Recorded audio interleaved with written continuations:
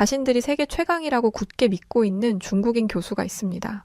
그녀는 어쩌다 한국에 들를 때마다 황제가 속국을 시찰하러 온 느낌이라고 말하며 한국을 무시했는데요. 그러던 어느 날 뉴욕 언론 매체에서 미국 군사 전문가들이 한국이 중국 대륙을 초토화시킬 수 있는 무기를 가지고 있다는 발언을 듣고는 열등감이 폭발해 분노하며 난리치기 시작했다고 합니다. 과연 무슨 일이 있던 건지 지금 바로 이야기 해드릴게요. 안녕하세요. 저는 중국의 50대 교수 순페이라고 합니다. 저는 중국 최고의 대학교인 청와대에서 수십 년간 중국학을 연구하고 있어요. 그런데 제 조국은 알면 알수록 더 깊은 자부심을 느끼게 하는 것 같아요. 고대부터 현대에 이르기까지 중국에 만들어온 유구하고도 찬란한 역사는 정말 눈이 부시죠. 그것을 증명하듯 공자와 맹자 같은 중국의 많은 사상가들은 주변국에 엄청난 영향을 미쳤고요. 특히 한국은 우리 지혜롭고 위대한 중국 덕에 미개한 문명에서 벗어나 사람 꼴을 하고 살고 있으니 우리에게 평생 감사해야 한다고 생각해요.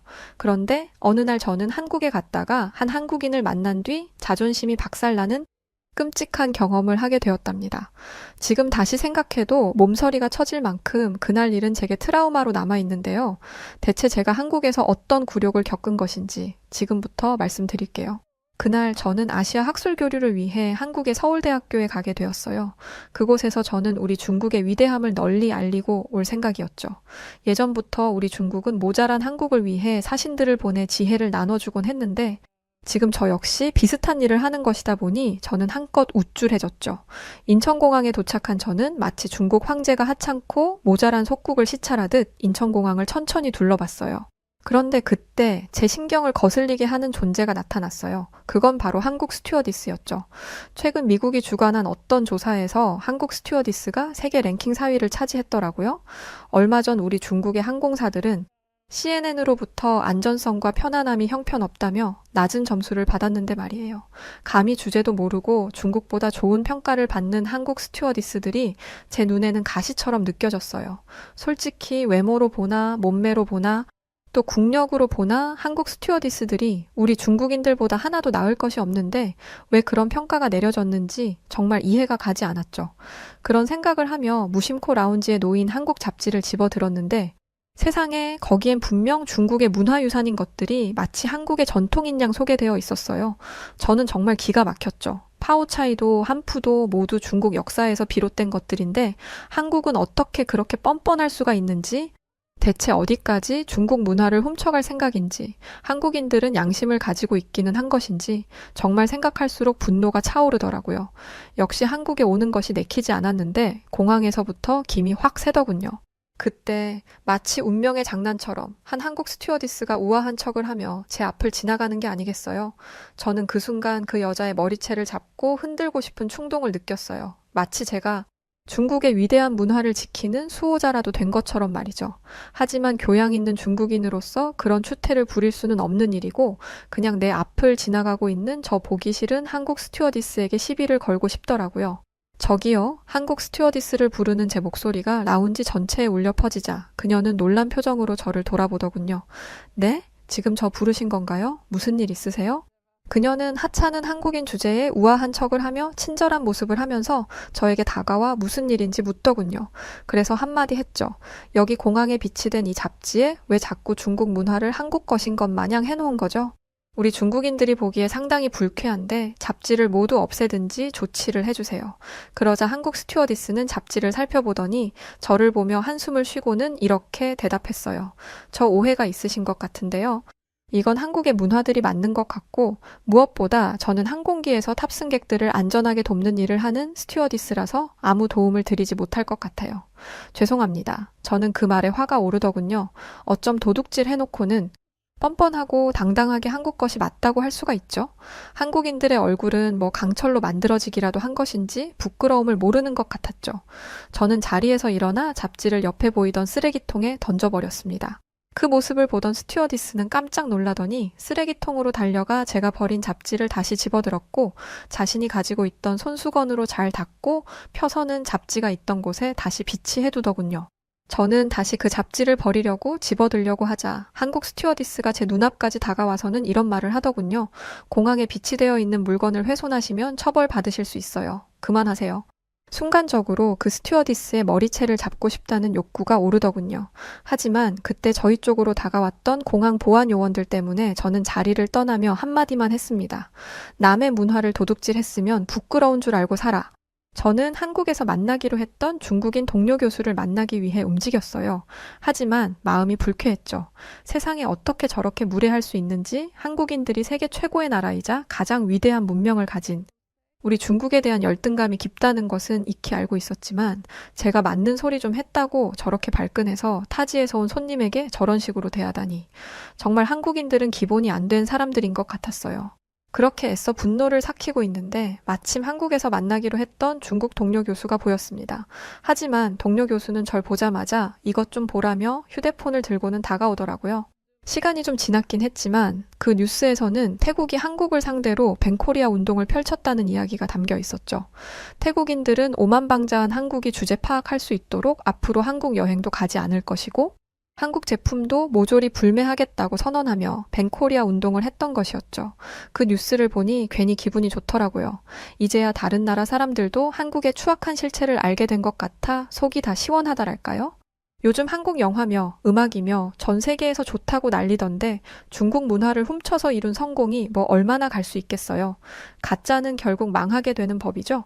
인천공항에 지나다니는 한국인들의 세련된 옷차림이며 그들 손에 들린 값비싼 전자제품들까지 눈꼴 시려서 죽는 줄 알았는데 한국이 저렇게 당당하게 고개를 쳐들고 다닐 수 있는 날도 멀지 않았다는 생각에 저는 웃음이 절로 나왔답니다.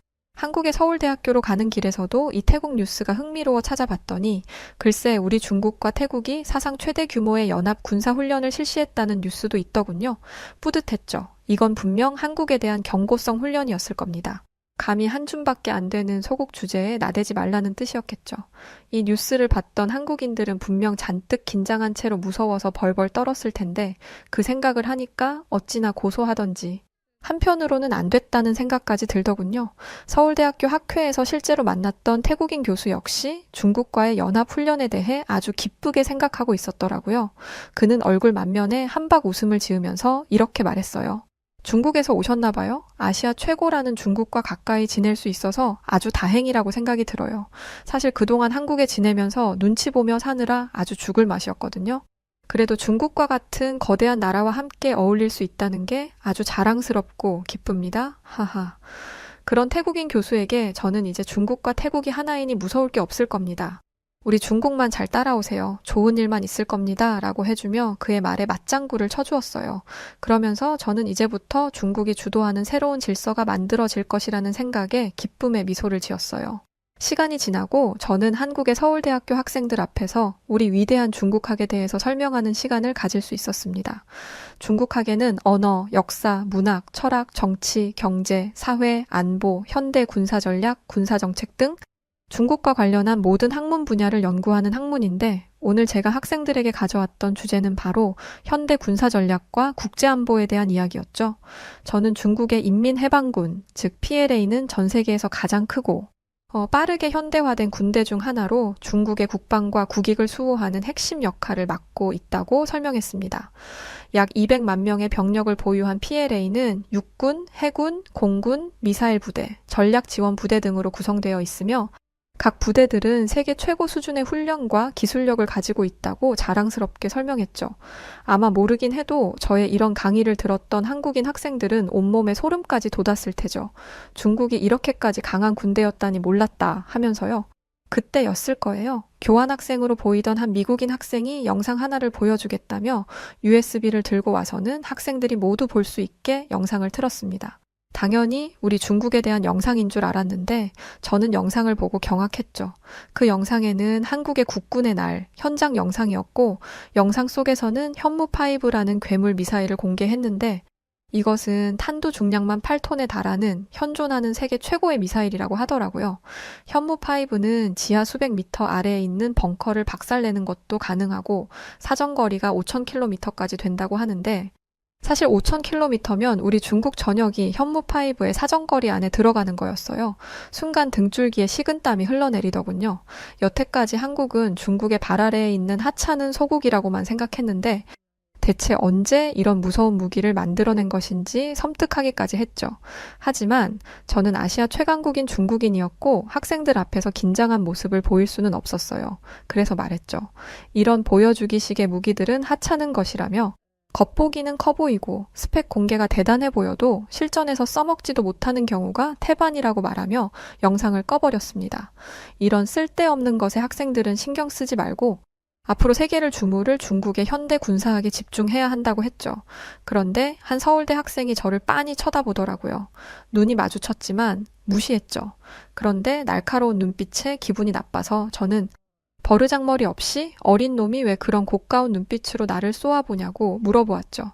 그러자 학생은 소통하던 영어가 아닌 유창한 중국말로 제게 이렇게 말하더군요. 내용이 너무 중국 쪽으로 일방적인 것 같은데요. 실전에서는 써먹지도 못하는 무기고 한국의 국군의 날과 같은 뜻깊은 행사를 쓸데없는 것이라니요? 여긴 다양한 국적의 학생들이 모두 모인 자리인데 한국을 너무 무시하시는 거 아니세요? 저는 학생의 태도에 기가 막혔어요. 아무리 제가 먼저 한국 무시를 했다지만 감히 중국 교수인 저에게 대놓고 반박을 하다니 정말 요즘 한국인들은 오만방자함이 하늘을 찌르는구나 싶어서 저는 기분이 아주 나빠졌어요.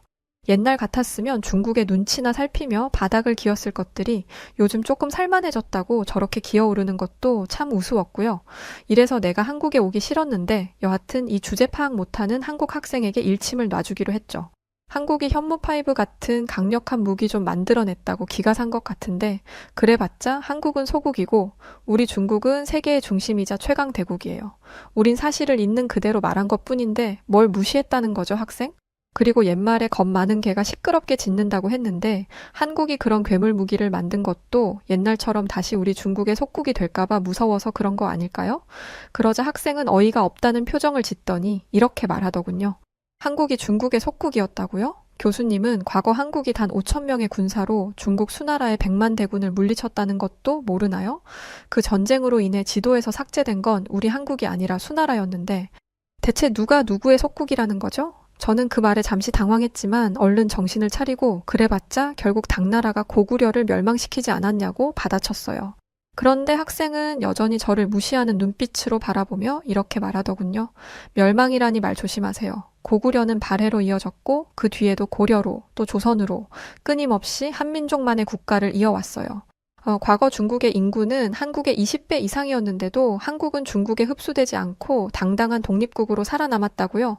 그 말에 저는 그렇게 정신 승리를 해봤자 지금 중국은 G2이고 한국은 겨우 중경국 정도밖에 안 되지 않냐며 중국군이 사실 마음만 먹으면 한국은 언제든 단 24시간이면 잿더미가 되어 지도에서 사라질 것이라고 말했어요. 그러자 학생은 저를 경멸하듯 바라보며 이렇게 받아치더군요. 그럴 일은 절대 없으니 꿈 깨세요. 예전부터 중국군은 한국군과 100대 1의 비율로 유리하게 싸워놓고도 한국의 쪽도 쓰지 못했으니까. 게다가 지금 한국에는 현무5가 있어요. 만약 중국이 우리에게 위협을 가한다면 우리는 중국의 어느 도시든 현무5로 당장 날려버릴 겁니다. 저는 그 말에 화가 치밀어 올라서 그런 일이 벌어지면 중국은 가만히 있을 것 같냐며 중국 역시 최첨단 무기를 개발해 한국을 공격할 거라고 했어요. 그러자 이 한국 학생은 코웃음을 치더니 그래봤자 중국군은 한국군의 상대가 되지 않는다고 하더군요. 더 이상 수업 진행이 어렵다는 판단에 수업을 중지했고 쉬었다가 다시 재개하겠다고 말하곤 학생과 대화를 이어갔습니다. 무기도 중요하지만 그걸 운용하는 사람이 누구인가도 굉장히 중요하죠. 교수님은 한민족이 사격의 민족이라는 것도 모르나요? 올림픽에서 매번 한국이 양궁, 사격 분야의 금메달을 가져가는 것을 보면서도 몰라요? 저는 이 말에 스포츠 경기랑 실전이 같냐고 받아쳤지만 학생은 제게 실전에서 한국인들은 더 뛰어난 사격 실력을 발휘한다고 하더군요. 그러면서 주한미군과 함께 훈련하는 카투사를 예로 들었어요. 교수님, 현재 전 세계에서 미국의 국방력이 제일 강하다는 건 알고 계시죠? 한국 카투사들은 그런 미군에게도 사격에서 전혀 밀리지 않아요. 미군 부대에서 사격 훈련을 하면 1등부터 20등까지 전부 카투사가 차지한다고요. 그리고 한국군은 현역 군인만 강한 것이 아니에요. 제대한 예비역들도 막강하죠. 1992년 미국 LA에서 흑인 폭동이 벌어졌을 때 LA 경찰들도 손대지 못한 흑인 폭도들을 한국의 예비역들이 헤드샷으로 전부 날려버렸어요. 미국에서는 아직도 이 일이 전설로 내려오며 무슨 일이 있어도 절대 한국인은 건드리지 말라는 말이 전해지고 있죠. 이런 실력을 갖춘 한국군을 중국이 무슨 수로 당해낼 건데요. 학생은 그렇게 말하며 자신만만한 미소를 지어 보였어요. 하지만 저는 수십 년간 중국학을 연구해오며 옆 나라인 한국이 그렇게나 강력하다는 것은 단 한 번도 들어보지 못했기에 너무 이상했죠. 이쯤 되자 저는 이 한국 학생이 괜한 객기에 거짓말을 하고 있다는 생각이 들었어요. 그래서 저는 비웃음을 지으며 이렇게 말했죠. 그렇게 거짓말을 하면서까지 중국을 이겨먹고 싶나요? 그래봤자 한국이 동아시아에서 중국에 비해 약소국이라는 사실은 변하지 않아요. 제가 이렇게 말하자 학생은 저를 불쌍하다는 눈으로 바라보더니 중국 정부가 철저하게 정보를 통제하고 있다는 것은 알고 있었지만 교수님마저 진실을 모를 줄이야. 정말 충격적이네요. 라고 하며 중국 정부는 자신들의 무능함을 감추기 위해 중국이 세계의 중심이라는 거짓 정보로 국민들의 눈을 속이고 한국을 이상한 국가로 몰아가고 있다고 했어요. 그러면서 아무리 감추려고 해봤자 결국 진실은 드러나기 마련이라면서 눈 가리고 아웅하는 짓을 대체 언제까지 할 거냐고 했죠. 그때 저희를 지켜보던 한 중국 학생이 제 대신 나서서 이렇게 소리치기 시작했어요. 이봐요. 대체 뭔데 버릇없이 우리 중국 교수님을 가르치려 들어요? 딱 봐도 어려 보이는 게 아직 1학년 같은데 잘 알지도 못하면서 마음대로 짓거리지 말고 얼른 도서실에 가서 더 공부하고 와요. 그럼 우리 중국이 얼마나 위대한 나라인지 제대로 알게 될 테니까. 그때 강의실에 한국인 교수가 들어왔고 한국인 교수는 한국인 학생을 보고는 감히 교수님에게 왜 버릇없이 구는 거냐며 질책을 하더군요. 한국 학생은 그렇게 강의장을 빠져나갔고 저도 괜히 일을 크게 벌려 좋을 게 없다는 생각에 서둘러 이 논쟁을 끝내기로 했죠. 그래서 억지로 미소를 지으며 한국인 교수에게 이렇게 말했어요. 아이, 뭐 어쩌다 보니 상황이 여기까지 왔네요. 저희 이야기를 들으신 거죠? 우리가 했던 말들을 너무 나쁘게만 생각하지 말아주세요. 중국이라고 뭐. 한국과 싸우고 싶겠나요? 우리도 평화롭게 지내길 원합니다. 오히려 지금 현무5 이런 거나 만들어서 군사적으로 시위를 하고 있는 건 한국이 맞긴 하니까요. 한국도 이참에 너무 싸움 닭처럼 달려들기만 하지 말고 중국처럼 넓은 마음을 좀 가졌으면 좋겠네요. 저는 이렇게 말하며 대국인답게 너그러운 마음으로 한 발자국 물러서 주었어요. 훨씬 큰 나라 국민인 제가 이렇게 관대하게 나와주었으니 이제 한국 학생도 같겠다 이야기가 잘 마무리될 줄만 알았죠. 그런데 한국 학생을 꾸짖었던 한국 교수가 저에게 다가오더니 이렇게 말을 하더군요. 중국이 평화를 원해요? 아니요. 그렇다면 뒤에서 몰래 북한을 돕지 말아야죠. 북한은 핵무기를 가지고 매일같이 한국을 위협하고 있는데 중국은 그런 북한을 말리지는 못할 망정 뒤에서 싸움을 부추기고 있잖아요. 게다가 중국은 매년 군사력을 증강시키며 대만에 무력 시위를 하고 있죠. 만약 중국의 계획대로 대만을 흡수 통일하고 난 뒤에는 무슨 일이 벌어질까요? 역사적으로 중국은 영토를 통일하고 나면 늘 한국을 노렸어요. 이번에도 그런 일이 벌어지지 않을 거라는 보장이 어디에 있나요? 우리 한국인들은 역사는 반복된다는 것을 잘 알고 있어요. 우리는 여러 번 외세의 침략을 겪으며 진정한 평화는 힘으로 얻어야 한다는 것을 배웠죠. 한국이 현무5와 같은 첨단 무기를 만들어낸 것도 우리가 싸움 달기라서가 아니라 우리 민족의 안전을 위해서입니다. 그러면서 한국인 교수는 중국인들은 여전히 한국을 작은 나라라고 무시하죠. 지금 교수님만 봐도 딱 그렇잖아요. 심지어는 한국이 중국의 속국이라는 망상에 사로잡혀 있죠. 중국이 그런 헛된 생각을 버리지 않는 한 한국과의 평화적인 공존은 불가능하다고 하더군요. 그 말에 저는 기분이 확 나빠졌어요. 제가 먼저 한 발자국 물러서 주기까지 했는데 이젠 한국 교수까지 고마운 줄도 모르고 제게 계속 싸움을 걸잖아요. 이렇게 되면 이제 저도 물러설 수 없었죠. 그가 한국 교수이든 말든 저는 그냥 들이받기로 했어요. 중국에는 목소리가 큰 사람이 이긴다는 말이 있거든요. 그래서 저는 있는 힘껏 목청을 높여서 이렇게 소리치기 시작했죠. 진짜 보자 하니까 하룻강아지 범 무서운 줄도 모르고 막 날뛰네요? 이봐요. 한국이 괴물 미사일을 아무리 만들어내봤자 중국한테는 상대가 안 돼요. 우리에게는 진짜 핵무기가 있다고요. 그렇게 자꾸 건방을 떨면 우리 핵무기가 한반도를 겨냥하게 될 텐데 감당할 수 있겠어요? 저는 이렇게 말하며 있는 대로 턱을 치켜들었죠. 저 오만한 한국인의 콧대를 꺾어줬다는 생각에 너무 짜릿했거든요. 그리고 솔직히 한국에는 핵무기가 없는 게 사실이잖아요. 자기가 아무리 서울대학교 교수라고 한들 여기에 대고 뭐라고 반박을 하겠어요? 이제 남은 일은 버르장머리 없는 한국인의 얼굴이 수치심으로 물드는 것을 구경하는 것뿐이었죠. 그런데 그는 수치스러워하기는커녕 한껏 여유로운 태도로 이렇게 말하더군요. 아, 그 연료도 없어서 제대로 가동하지도 못하는 중국식 무기요? 그 말에 저는 감히 중국군을 무시하지 말라며 중국은 모든 무기를 자력으로 만들어내고 있고 그 무기들은 아주 잘 작동하고 있다고 반박했죠. 그러자 그는 또 다시 저를 불쌍하게 바라보며 이렇게 말했어요. 중국 국방부 인사들이 국방비를 횡령해서 제트기용 연료를 살 돈도 없다는 게 이미 외신을 통해 만천에 드러났는데 중국인들만 모르고 있나 보네요. 그건 역시 중국 정부가 철저하게 감췄기 때문이겠죠. 아, 그럼 설마 중국이 만든 제트기는 아예 작동을 안 해서 그냥 관상용 장식일 뿐이라는 것도 모르시려나? 저는 그동안 중국이 최강 대국이라고 자부하며 살아왔기에 이런 말을 도저히 받아들일 수 없었어요. 게다가 그의 자신만만한 표정과 태도는 마치 제가 무지하다고 비웃는 것 같아서 저를 분노하게 만들었죠.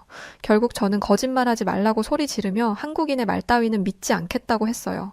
그러자 이 한국 교수는 아주 태평하게 지금 당장 내 말이 맞는지 틀린지 다른 나라 뉴스들을 보면 되겠다고 하더군요. 한국말은 믿을 수가 없었으니까요.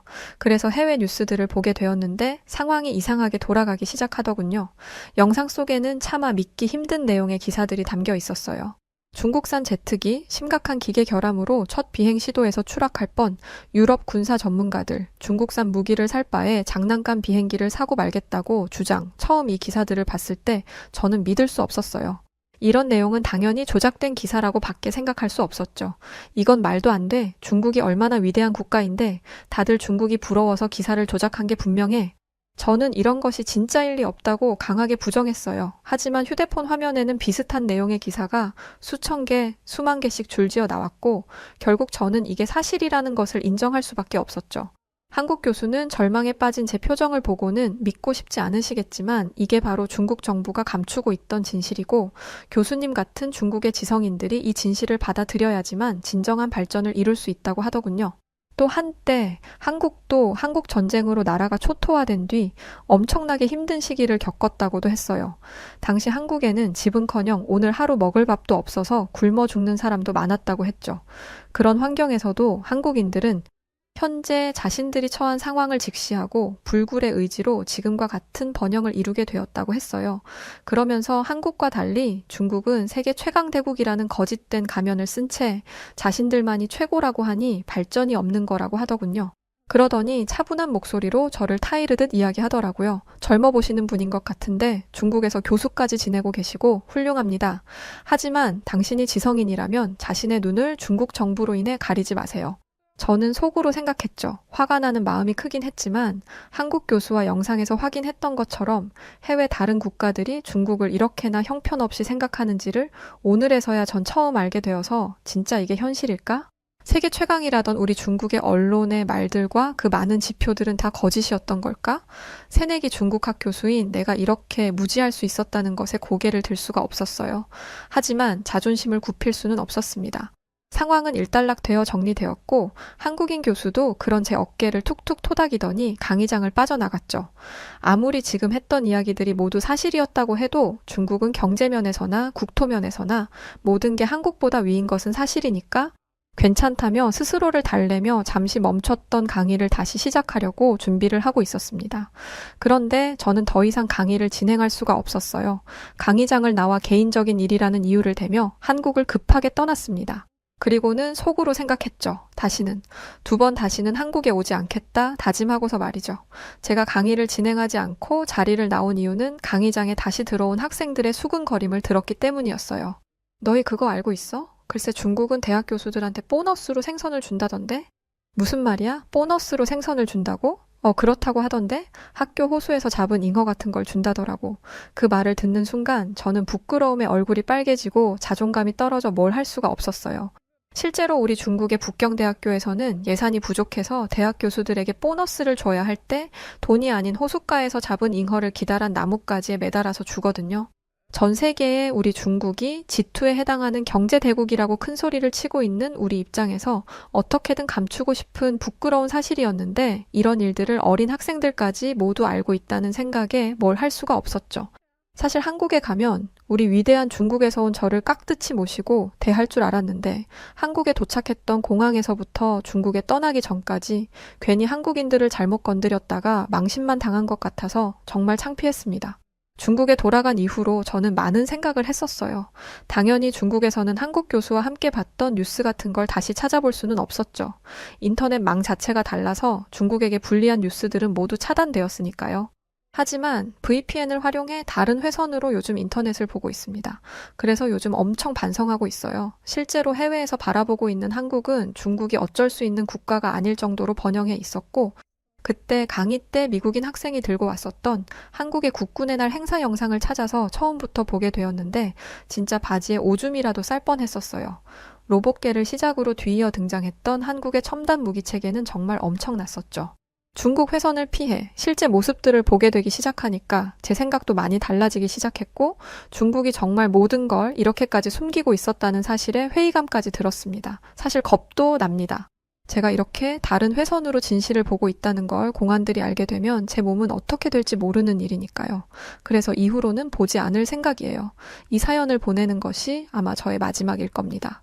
물론 다시 눈을 가린 채 살아가야 한다는 것이 마음 쓰이긴 하지만 어쨌든 저는 사실을 알았으니 그걸로 됐다고 생각하거든요.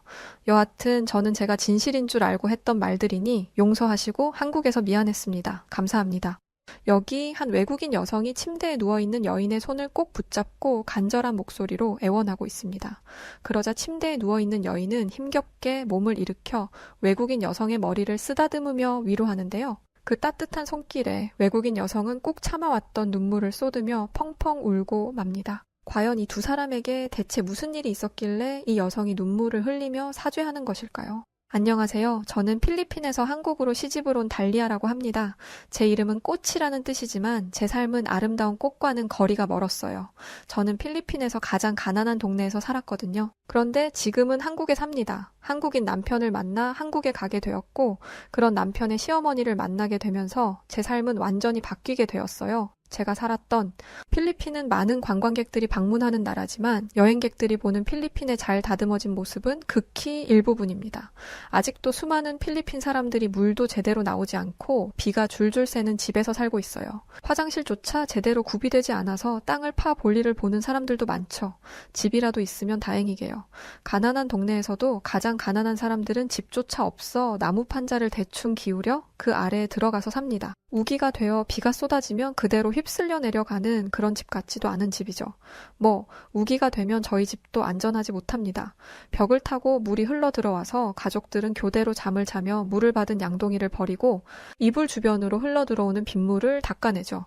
필리핀은 빈부격차가 대단하고 부가 세습되며 가난은 대물림됩니다. 그래서 보통 가난한 사람들은 가난한 부모를 보면서 자라 자신들의 환경을 그러려니 하며 받아들이는 게 일반적인데요. 가난이 몸서리치기 싫다며 어떻게든 벗어날 것이라 말하는 저를 보며 친구들은 제게 너무 유난이라고 말하고는 했습니다. 어차피 노력해서 달라질 것도 없고 그냥 이렇게 사는 거에 익숙해지면 될 일인데 그렇게까지 하냐면서요. 이게 필리핀 빈민가의 현실입니다. 노력하지 않으니 변하는 게 없고 결국 잘 사는 사람들만 잘 살게 되는 거죠. 제가 남들과 달랐던 이유는 저희가 처음부터 못 살지는 않았기 때문입니다. 또 열심히 일을 하면 가난을 극복할 수 있다는 걸 어머니를 보며 배웠기 때문이었죠. 외할아버지는 외할머니가 막내를 임신 중이었을 때 돌아가셨고 외할머니는 막내를 낳다가 상고로 돌아가셨습니다. 10살밖에 안 됐던 어머니는 졸지의 가장이 되어 3명의 동생들을 먹여 살려야 했어요. 구걸도 하고 물건을 훔치기도 하고 빼앗기도 하고 뺏기기도 하면서 어머니는 그렇게 살아남았습니다. 그렇게 나이가 찬 어머니는 주변 사람들에게 돈 냄새 맡는 귀신이라는 별명까지 얻게 되었다고 합니다. 돈과 관련된 일에는 머리가 팽팽 돌아가서 돈을 긁어 모으셨거든요. 어머니는 그렇게 번 돈을 동생들 뒷바라지에 다 쓰셨습니다. 덕분에 이모와 삼촌은 부유한 집의 자식들처럼 여유롭게 자랄 수 있었다고 해요. 두 분 다 좋은 대학까지 나왔고 번듯한 직장을 가진 사람과 결혼까지 했다고 하죠. 부모가 없어서 결혼 반대에 부딪히기도 했지만 어머니가 폐물을 쏟아붓는 덕에 결혼에 성공할 수 있었습니다. 그런데 삼촌과 이모는 자신들을 키워준 저의 어머니에게 감사한 마음을 갖기는커녕 어떻게든 어머니의 재산을 빼앗으려 했어요. 돈만 벌 줄 알았지 배운 건 없고 억세기만 했던 어머니는 이모와 삼촌의 계략에 넘어가 모든 재산을 빼앗겼습니다. 열심히 돈을 벌어 겨우 빈민가에서 탈출했는데 사람들은 결국 그곳으로 돌아가게 된 어머니를 보며 조롱했어요. 개처럼 벌고 궁색하게 모으더니 결국 이 꼴 났네. 꼴에 잘 살아보겠다고 욕심을 부려서 인생 망쳤네 라는 말을 하면서요. 제 동생들은 어려서 이 일들을 기억하지 못하겠지만 저는 똑똑히 기억합니다. 불행은 꼭 한 번에 몰려오는 법이죠. 굶고 있는 저희를 본 아버지는 어떻게든 돈을 구해보겠다며 멀리 일을 하러 떠나셨습니다. 하지만 아버지는 그 길로 행방불명되었어요. 필리핀은 청부업자가 있을 정도로 치안이 좋지 못합니다. 차라리 아버지가 다른 곳에서 잘 먹고 잘 살고 있으면 좋겠어요. 아버지가 그런 사람들에게 걸려서 끔찍한 일을 겪었다면 그것만큼은 상상조차 하고 싶지 않습니다. 그렇게 아버지가 실종되고 저희 가족의 지옥 같은 생활이 시작되었습니다. 물이 안 나와서 양동이에 물을 퍼서 씻어야 했는데 그마저도 귀해 그 적은 물로 세수와 양치, 목욕까지 해야 했어요. 가끔은 고여있던 물을 가져오는 경우도 있어서 물에서 냄새가 나는 경우도 허다했습니다. 당연히 깨끗이 씻길 리 없죠. 몸에서 냄새가 나는 건 당연했습니다. 저희 집에는 옆집과 분리되는 벽이 없었어요. 당연히 사생활 같은 건 없었고 이웃의 코 고는 소리, 싸우는 소리 때문에 일상생활도 제대로 되지 않았습니다. 사람이 밝게 자라는 것 자체가 불가능한 환경이었어요. 물론 아무것도 모르고 이게 세상의 전부인 줄 아는 동생들은 달랐지만요. 저는 이 가난에서 벗어나고자 공부를 하고 싶었고 운 좋게 학교에 들어갔지만 냄새나고 더럽고 잘 먹지 못해 깡마른 저를 방여주는 사람들은 없었습니다.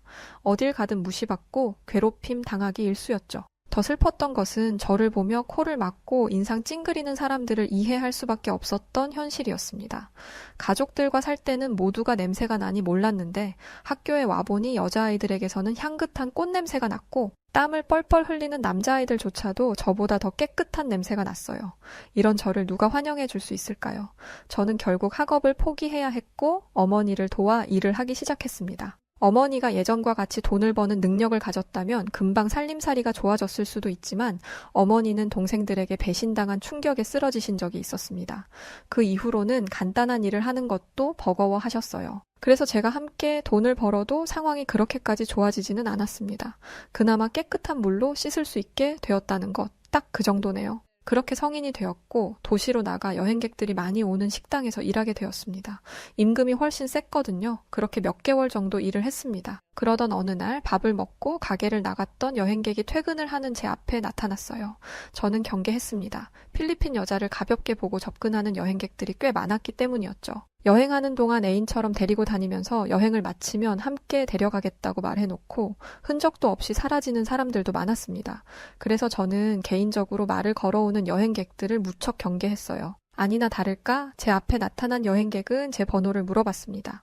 저는 핸드폰도 없다고 말하며 지나쳤어요. 그런데 그 여행객은 그 다음 날에도 저를 찾아왔습니다. 솔직히 하룻밤 상대를 찾는 것이라면 이렇게까지 할 이유는 없었어요. 제가 엄청나게 예쁘거나 몸매가 좋은 것도 아닌데 저에게 이렇게까지 정성을 쏟을 이유도 없었죠. 이게 며칠씩이나 반복되니 저도 호기심이 생겼습니다. 그 사람은 여행객이 아니라 한국에서 파견 나온 직장인이었어요. 그리고 저에게 자기가 정말 이런 사람이 아닌데 첫눈에 반했다면서 그냥 지나가면 평생 후회할 것 같아 말을 걸었다고 했죠. 솔직히 한국 남자는 모든 필리핀 여자의 선망의 대상입니다. 아시아 남자들을 통틀어서 가장 호감형으로 생겼고 키도 크고 무엇보다 잘 꾸미거든요. 깨끗한 건 당연하고요. 필리핀 남자들은 깡마르고 좋지 않은 냄새가 나는데 그 사람은 달랐습니다. 또 굉장히 젠틀했어요. 가난한 나라에서 아르바이트나 하는 저에게 무척 예의 바르게 굴었습니다. 이건 아니라는 생각과 경계심이 여전했지만 저는 그 사람에게 마음이 쏠렸고 저는 6개월 동안 연애를 했어요. 제가 그 사람에게 마음을 연 결정적인 계기는 그 사람이 제가 허락할 때까지 제 몸에 손끝 하나 대지 않았다는 것이었습니다. 본인이 한국으로 돌아가기 전까지요. 제가 이 부분을 경계한다는 것을 알았던 것이죠. 그는 한국에 돌아가기 전날 저에게 한국으로 함께 가는 게 어떻겠냐 말했습니다. 동생들 뒷바라지를 하는 게 걱정이라면 자신이 도와줄 테니 결혼하고 한국에서 같이 살자면서요. 갑작스러운 프로포즈를 받은 저는 시간을 달라 말했습니다. 그는 한국으로 돌아갔고 저는 깊게 고심한 끝에 한국행을 결정했어요. 그는 자신이 한 약속을 전부 지켰습니다. 결혼하기 전 제가 한국으로 가기 전에 어머니와 동생이 살 수 있는 안전한 집을 구해주었고 동생들의 학비도 대주었어요. 이 때문에 주변 사람들로부터 돈 때문에 한국으로 팔려간다는 이야기까지 들었지만 괜찮았습니다. 그가 저를 진심으로 사랑하고 있다는 걸 알고 있었으니까요. 저는 제 결혼 생활이 이렇게 평생 행복할 줄로만 알았습니다. 그런데 시어머니가 나타나면서 이 모든 행복이 와장창 깨져버리고 말았어요. 시어머니는 저를 처음부터 마음에 들어 하지 않아 하셨습니다. 저에게 대놓고 왜 한국까지 시집을 와서 여러 사람 마음 불편하게 해? 라고 말을 하거나 동남아 사람들은 게으르다는데 그게 사실이냐는 말까지 하셨습니다. 너무 자존심 상하고 속상했어요. 남편에게 이 이야기를 하면 남편은 어머니가 자신의 국제 결혼 사실을 상상하지 못했어서 당황하신 것뿐이라며 어머니를 조금만 이해해 달라는 말만 했습니다. 제가 미국이나 유럽에서 온 사람이었다면 어머니가 이런 반응을 하지는 않으셨을 것이라고 생각했지만 차마 입 밖으로 내뱉지는 못했어요. 어머니는 무척 엄하고 무서운 분이셨거든요. 어머니는 저희가 결혼하자마자 신혼집 근처로 이사를 오셨는데 남편이 출근을 하면 시도 때도 없이 저를 부르셨습니다. 그러고는 온갖 집안일을 시키셨어요. 하루는 어머님 댁에 가서 청소와 빨래, 밥을 했고 하루는 저희 집에서 청소를 하며 가사를 했습니다. 또 어딜 가신다고 하면 번개같이 달려가 동행해야 했어요. 이쯤 되니 제가 하녀로 취업을 한 건가 의구심마저 들었습니다. 하지만 이걸 남편에게 말하지는 못했어요. 남편은 지금도 매달 필리핀에 있는 가족들에게 생활비를 보내주고 있었고 우기를 기점으로 집을 보수하라며 집안 보수 비용까지 보내주었기 때문입니다. 그래서 이게 한국의 문화라고 생각하고 그냥 현실을 받아들이려고 노력했습니다. 그런데 제가 밖에 나가서 일을 못하게 하는 것만큼은 참을 수가 없었습니다. 저는 어렸을 때부터 밖에 나가 일을 한 사람이에요. 사람도 못 만나고 집에서 어머님이 시키는 일만 하니 미칠 것 같았습니다. 제가 나가서 엄청난 돈을 벌 수는 없겠지만 돈을 버는 사람이 더 많아지면 좋은 거 아닌가요? 친정을 도와주는 남편에게 미안해서라도 일을 하고 싶었습니다. 제가 벌어서 제 돈으로 도울 수 있으면 더 좋으니까요. 이 고민을 주변 친구들에게 말했더니 한국 시어머니들은 원래 며느리가 밖에 나가서 돈 버는 걸 싫어하신다고 했습니다. 밖에서 돈을 벌면서 아들 길을 죽일까봐 걱정한다는 것이었죠. 또 제가 돈을 벌어서 친정을 도와주면 남편에게 고마운 줄도 모르고 목소리만 커질까봐 일을 못하게 하는 게 분명하다고도 말했습니다. 이걸 알고 나니 시어머니가 너무 미웠어요. 그러던 어느 날 필리핀에 있는 동생에게 급한 연락이 왔고 이날은 저와 시어머니의 관계가 완전히 갈라지는 날이 되었습니다. 저는 동생의 연락을 받고 충격에 기절할 뻔했어요. 어머니를 배신하고 사라진 이모와 삼촌이 집으로 찾아와 돈을 내놓으라고 괴롭혔다는 연락이었거든요. 제가 남편과 결혼한 것은 모르고 집에 사정이 나아진 것만 알고 돈을 내놓으라 협박한 것이었죠.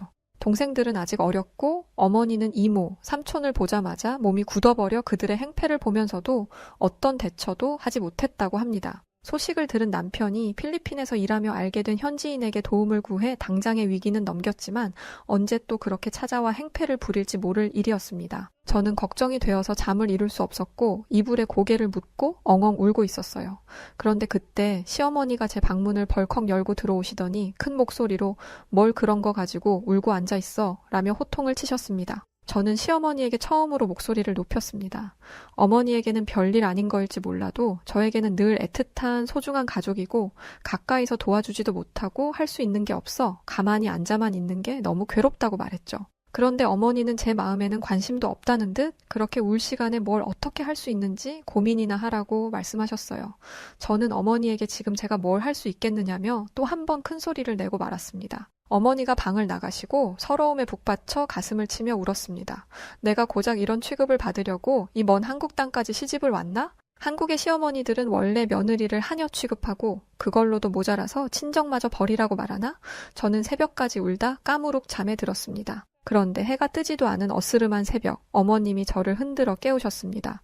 또 무슨 상처를 주시려 이러시나 생각하며 잠자리에서 일어났는데 어머님이 대뜸 캐리어 하나를 주시며 짐을 챙기라고 하시더라고요. 필리핀에 갈 거라면서요. 저는 잠이 번뜩 달아나는 것을 느끼며 벌떡 일어났습니다.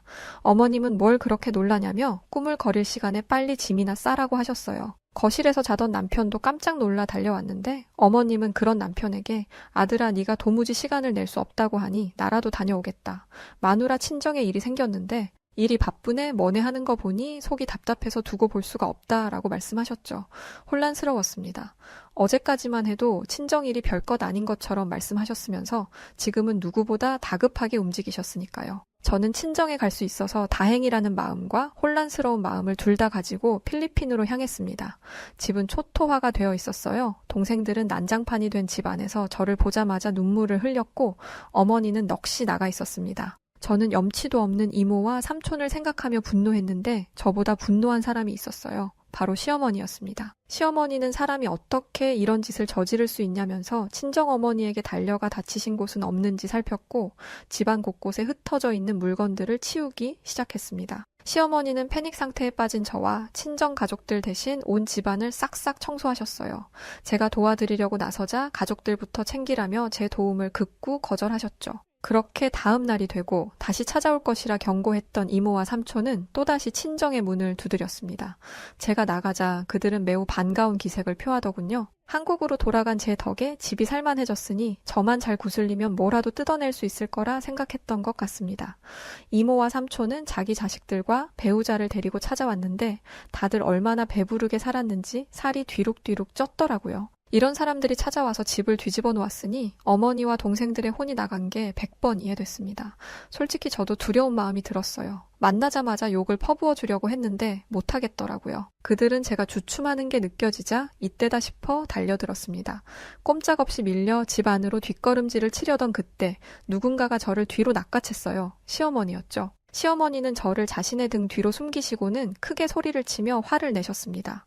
이 사람은 누구냐며 저를 몰아붙였는데 시어머니는 저를 여전히 보호하며 내 며느리한테 신경 끄고 자기와 대화하라며 버럭버럭 화를 내셨죠. 당연히 그들은 시어머니의 한국말을 이해하지 못했겠지만 저는 그런 시어머니의 모습에 소름이 돋으면서도 좋았습니다. 시어머니가 큰 소리를 내면 항상 무섭다는 생각만 들었는데 얼마나 통쾌했는지 모릅니다.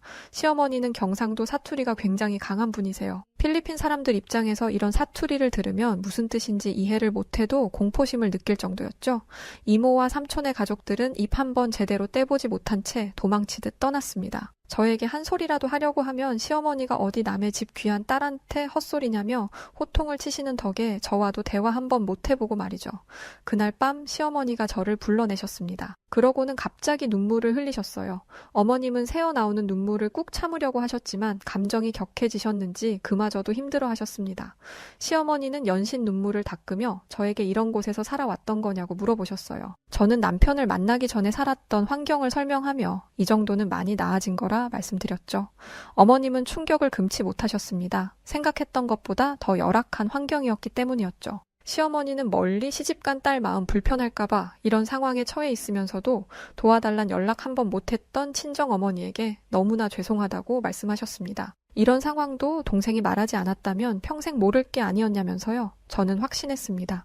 제가 시어머니에 대해 많은 것을 오해하고 있다는 것을 깨달았습니다. 시어머니는 필리핀에서 지내시면서 저희 가족에게 좀 더 좋은 집을 마련해 주셨어요. 치안 때문이었죠. 보는 사람들도 많고 경찰들도 오고 다니는 곳이었다 보니 훨씬 안전한 곳이었습니다. 이뿐만 아니라 집을 구하고 청소하고 짐을 옮기는 것도 전부 도와주셨어요. 무릎이 안 좋아서 앉았다 일어나는 걸 힘들어 하시면서도 무릎을 꿇고 걸레질을 하고 허리가 안 좋으신데도 물건을 번쩍번쩍 들어 옮기셨습니다. 물론 말은 여전히 툴툴거리셨어요. 며느리 집 와서 이 고생을 하는 건 나밖에 없을 거라고 하거나 시어머니가 뭘 옮기고 있으면 빠릿빠릿하게 움직여야 하는 거라고 잔소리도 하셨죠. 평소라면 이 말이 듣기 싫었을 텐데 이제는 그 말이 듣기 싫지 않았습니다. 그렇게 시간이 지나 한국으로 돌아왔고 저는 돌아온 지 3일째가 되던 날 필리핀에 있는 내내 생각하고 있었던 마음을 시어머니에게 표현했습니다. 정말 감사하고 어머님 덕분에 이 일을 해결할 수 있었다고요. 그리고 죄송하다는 말도 덧붙였습니다. 제가 시어머니를 얼마나 오해하고 있었는지 죄송한 마음을 표현하고 싶었어요. 저는 시어머니가 그러면 알면 잘하라던가 그걸 이제야 알았냐며 큰 목소리로 잔소리하시면서 혼내실 줄 알았어요. 그런데 이번엔 그러지 않으셨습니다. 되려 제 손을 잡고 자기야말로 미안하다고 말씀하셨죠. 시어머니도 필리핀에 있는 내내 많은 생각을 하신 것 같았습니다. 시어머니는 일찍 남편을 여의고 시골에서 치열하게 살았던 분이세요. 여자 혼자 아들을 키우다 보니 점점 억척스러워졌고 예쁜 말 한마디 못하고 애정 표현도 못하는 여자로 평생을 살게 되었죠. 며느리가 생겨서 기뻤지만 며느리로서 예쁨 받아본 적도 없고 애정 표현하는 방법을 몰라 그 애정이 잘못 표현되었다고 하셨습니다. 저를 집에만 있게 한 것도 필리핀에서 고생만 했다고 하니 이젠 바깥일 그만하고 집에서 조금 쉬라는 뜻이었다고 합니다. 어머님도 밖에서 평생을 일했던 분이라 그게 얼마나 힘든지 아셨으니까요. 평생의 소원이 집에서 살림만 하는 것이었다 보니 저도 그걸 원할 거라고 생각하셨던 것이었죠. 편하게 살기를 바라면서도 집안일을 시켰던 건 저에게 최대한 많은 걸 빠르게 알려주기 위함이었다고 해요. 한국에 대해 아무것도 모르고 배울 사람도 없는 며느리였으니까요. 한국살이에 적응하고 나면 이젠 더 이상 신경 쓰지 않으려고 했다 합니다. 저는 왜 이렇게까지 서둘렀던 건지 여쭤보았어요. 그러자 시어머니가 충격적인 말씀을 하셨습니다. 건강검진을 받았는데 유방에 혹이 발견되었다는 것이었어요. 조직검사를 했고 검사 결과를 기다리는 중이라고 하셨죠. 유방에 혹이 발견되기 전부터 건강이 점점 악화되는 것을 느끼셨던 터라 자신에게 시간이 부족했다고 생각하셨다고 합니다. 그래서 초조했던 거라고, 그 과정에서 저에게 상처 준 것을 정말 후회한다고, 미안하다고 말씀하셨습니다. 저는 과거의 제 행동과 생각이 부끄러워졌어요. 가만히 생각해보면 시어머니는 말투만 틱틱거렸을 뿐 행동은 조심스러우셨습니다. 맛있는 게 있다면 항상 절 데리고 가셨고, 식당에 가서 맛있는 음식을 먹으면 꼭 사다 주셨죠. 옷도 사주고 머리도 해주셨습니다. 그런데 과거에 저는 이런 시어머니를 보며 내가 불쌍해서 가난하게 살다와 꾸미지도 못하는 내가 쪽팔려서 챙겨주는 것일 거라고 오해했어요. 시어머니를 제 마음대로 오해하고 나쁘게 생각한 것이 너무나 후회스러웠고 또 죄송스러웠습니다. 평생 시어머니의 마음을 오해한 채 살았을 수도 있겠다 생각하니 눈물이 나오며 괴로웠습니다. 저는 시어머니에게 무릎을 꿇었습니다. 그리고 진심으로 온 마음을 다해 사죄했어요. 그동안 제가 어떤 마음을 가지고 살았는지, 그것을 얼마나 후회하고 있는지 말이죠. 그날 저희는 서로를 껴안고 눈물을 펑펑 흘렸습니다. 그리고 그동안 쌓아왔던 모든 앙금과 미움을 눈물과 함께 흘려보냈죠. 시어머니는 유방암 수술을 하고 현재는 요양원에 계십니다. 수술을 하시기 전까지도 저에게 많은 것을 알려주셨고 많은 것을 보여주셨어요.